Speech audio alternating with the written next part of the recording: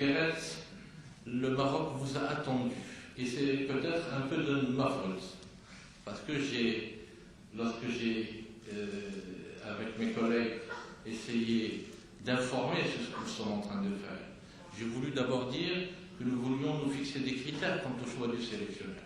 Nous avons vécu une période très difficile, une période au cours de laquelle nous étions tous blessés, et nous savons que ce n'était pas acceptable d'être éliminé de la Coupe d'Afrique, des éliminatoires pour la Coupe du Monde, et de rester pendant presque une année sans une activité forte, dynamique. Donc nous avons défini les critères de choix de quel type de partenaire avoir, et ça s'est fait relativement vite. On voulait, comme je l'avais dit, un sélectionneur national dans les top 10 mondiaux. Nous voulions quelqu'un qui a de l'expérience. Nous voulions quelqu'un qui a la facilité de communication avec l'ensemble des intervenants de notre équipe nationale. M. Eric Pérez parle couramment, bien sûr, le flamand, l'allemand, l'anglais et le français. Et je suis sûr que dans quelques mois, et j'espère qu'on le gardera et qu'il restera avec nous jusqu'à Rio, parlera notre directeur. Nous sommes, à partir de ce moment-là, rentrés en contact avec lui et essayer de voir s'il était possible qu'il vienne, ce qui n'était pas possible au moment où j'ai commencé mes discussions. Mon cher Eric Pérez,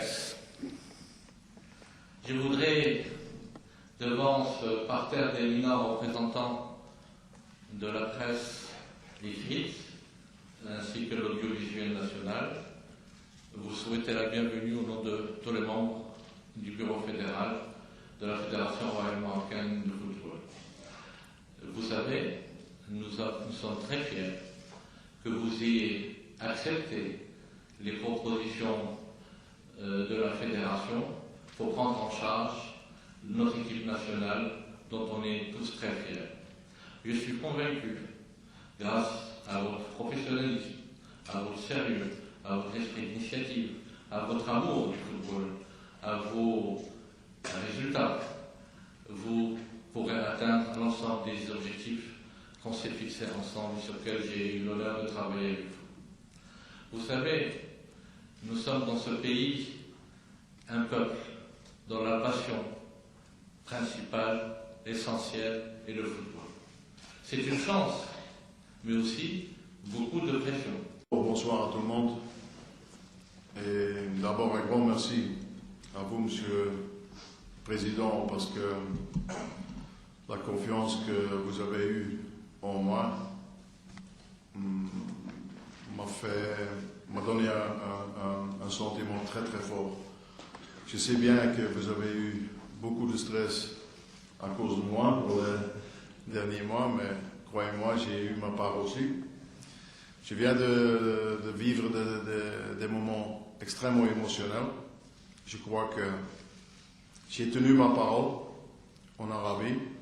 J'ai quitté des gens que je n'oublierai jamais dans ma vie, parce que ces gens, ils m'ont montré que ce sont des gens de parole aussi. Je m'adresse directement à mon président, Prince Abdrahman, qui restera mon ami, qui est pour le moment fâché sur moi, et je peux le comprendre, qui s'est battu pour me garder plus longtemps que mon contrat avait stipulé, mais qui restera un ami, et pour le reste de ma vie, je suis honoreux d'avoir eu un président comme le Prince Abdrahman et le vice-président, le Prince Nawaf, et certainement mon frère Sami Al-Jaber.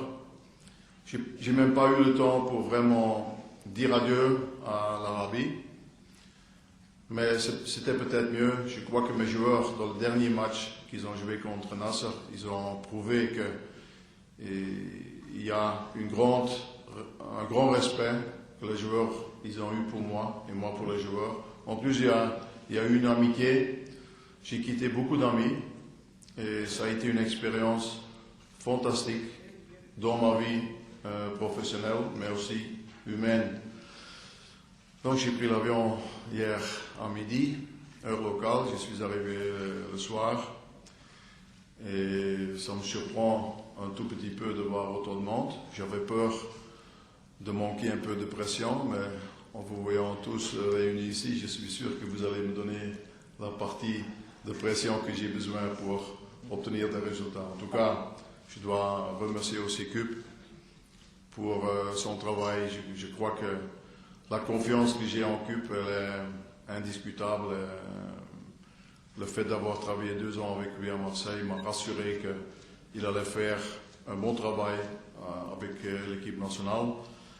Et le fait qu'un des phénomènes du football marocain est à côté de moi, j'ai eu le plaisir de le rencontrer il y a quelques mois. Je lui ai posé la question s'il voulait être très près de moi, parce que je crois qu'un grand joueur comme il a été, avec un bon esprit, c'est un garçon intelligent, avec beaucoup d'émotions, je crois qu'il va pouvoir nous aider beaucoup. Et je suis très très content et très fier qu'il est sur ce tableau avec nous. Donc, je suis prêt à répondre à vos questions si vous avez des questions. Et moi, je m'en fous si un joueur qui joue dans l'équipe nationale, il joue à l'étranger ou qui joue au Maroc, parce que chaque entraîneur au monde, il essaye de mettre sa meilleure équipe. Ce que moi, à la fin, que mon rêve, c'est, et ce sera assez rapidement une réalité, que tous les joueurs marocains qui jouent pour l'équipe nationale, s'ils jouent à l'étranger ou s'ils jouent au Maroc, ils aiment tous les deux leur pays. Ils sont tous contents de porter ce maillot qui doit donner des frissons à un joueur de foot, porter le maillot d'une équipe nationale. J'en ai porté quelques fois quand même le maillot d'une équipe nationale en Belgique et ça m'a donné des émotions énormes d'entendre la Brabazon. Donc je suis sûr que ce sera la même chose ici dans ce pays, si les internationaux y rentrent sur le terrain, qu'ils ont le même amour qu'un joueur professionnel doit avoir, la même fierté qu'un joueur professionnel doit avoir pour pouvoir jouer pour son pays. Et c'est pour ça que si je suis quelqu'un assez ouvert, et j'accepte beaucoup de choses, mais une chose que ce sera très difficile d'accepter, c'est qu'il y a des joueurs qui n'ont pas cette fierté-là. Il y a des joueurs qui n'aimeraient pas jouer en famille, parce qu'à un moment donné, c'est déjà le cas pour le moment, mais un entraîneur veut toujours aller plus loin, et je crois qu'avec le fait, parce que j'ai analysé le premier match qu'ils ont joué chez eux, il y a beaucoup de choses à améliorer. Mais, par contre, j'ai vu une volonté de cette équipe de faire bien pendant 90 minutes. Et ça a été très difficile parce qu'on a joué contre une équipe qui était organisée assez défensivement. Mais par contre, la volonté m'a déjà donné une certaine garantie que cette équipe va dans la bonne direction. Deuxièmement, je crois que, aussi tactiquement, il y a déjà plusieurs joueurs qui m'ont convaincu qu'on est sur la bonne route. D'un autre côté, j'ai porté quand même pendant pas mal d'années le maillot de l'équipe nationale, donc je sais comment ça marche dans une équipe nationale. Quand les joueurs vont revenir, tu ne vas pas faire des entraînements physiques, tu vas parler beaucoup tactiquement, et si tu as la possibilité de t'entraîner quelques jours ensemble, tu vas les mettre en place. Mais je crois que le job d'un entraîneur d'une équipe nationale, c'est un autre job, dans le sens que tu as besoin beaucoup plus de la communication. Parce que tu vois tes joueurs seulement une fois tous les 2-3 mois.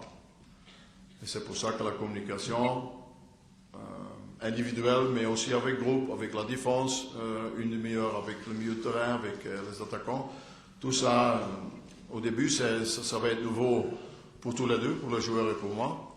Par contre, j'ai quand même quelques années d'expérience, et vu le fait que j'ai entraîné quand même dans de différents pays, en France, j'ai entraîné quand même une équipe que vous connaissez très bien, et où il y a beaucoup de gens qui viennent du Maroc qui y habitent. Donc j'ai déjà senti un peu la mentalité, puis j'ai entraîné en Arabie. Et je suis prêt. Je vais devoir prouver, mais je suis confiant que la route qu'on va faire ensemble, ça va marcher. Certainement suivre chaque semaine, ou si c'est possible, 2 matchs dans le championnat au Maroc, parce qu'il faut donner du respect à tout le monde. Et c'est la première chose que je veux. Si je peux donner mon avis aux joueurs qui jouent au Maroc, c'est que dès qu'il y a quelqu'un qui est au-dessus des autres, il aura sa chance comme les étrangers. Parce que je crois qu'il faut faire attention de faire 2 équipes. Une équipe des joueurs qui jouent dans l'équipe nationale, qui jouent à l'étranger, et ceux qui jouent au Maroc. Moi, je ne le ferai jamais. Et je ne veux pas que ni les journalistes, mais plus important que ni les joueurs, ils ont l'impression qu'ils ne vont pas avoir leur chance s'ils sont meilleurs que ceux qui jouent à l'étranger. C'est une équipe nationale et je crois que j'ai l'obligation d'être correct, d'être honnête et de faire une sélection des joueurs qui ont le droit de jouer pour l'équipe nationale. Et là, je ne fais aucune différence. Mais, bien sûr, sachant que des joueurs qui avaient des doutes il y a 1 an de choisir entre la Belgique ou la Hollande ou la France et le Maroc, et maintenant il y a des signaux qui commencent à arriver que l'un ou l'autre a choisi ou va peut-être choisir pour le Maroc. Ça fait du bien, mais moi j'ai dit dès le début, moi je veux mettre aucune pression à personne parce que c'est un choix très important. Et je ne veux pas aller chez le joueur pour lui convaincre. Je veux seulement dire aux joueurs qui réfléchissent pour venir ou pas venir au Maroc, réfléchissez bien et quand tu as pris ta décision, je veux que tu sois sûr. Je ne veux pas que tu aies des regrets. Donc si tu as besoin d'une semaine, okay, tu décides après une semaine. Si tu as besoin d'1 mois, tu décides après 1 mois. Et c'est un choix difficile.